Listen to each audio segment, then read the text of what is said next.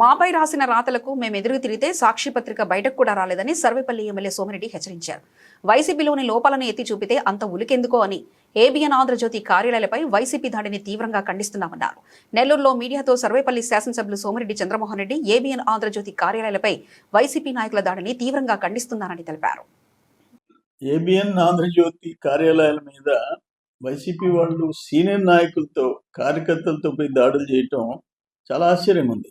అదే కన్నా మేము చేయాలంటే సాక్షి పేపర్ ఒక్కరోజు బయట రాకూడదు.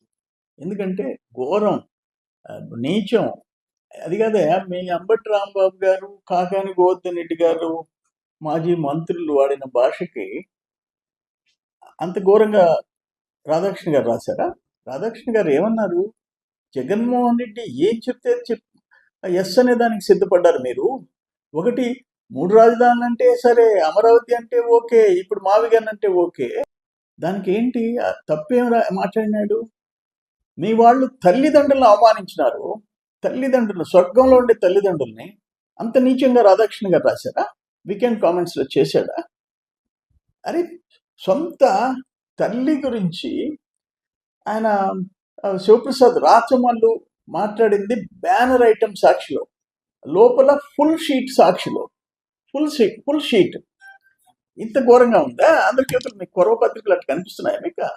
మీ సొంత చెల్లి, సొంత తల్లి గురించి పేజీలు మీరు మహిళల గురించి, మహిళల గౌరవం గురించి మాట్లాడతారా? ఇది ఆశ్చర్యంగా ఉంది. అరే, డెమోక్రటిక్ సిస్టంలో ఆయన ఒపీనియన్ రాశాడు, కావాలంటే ఖండించుకోండి. పత్రికా కార్యాలయాల మీద దాడులకు ప్రయత్నం చేయటం ఏంటి?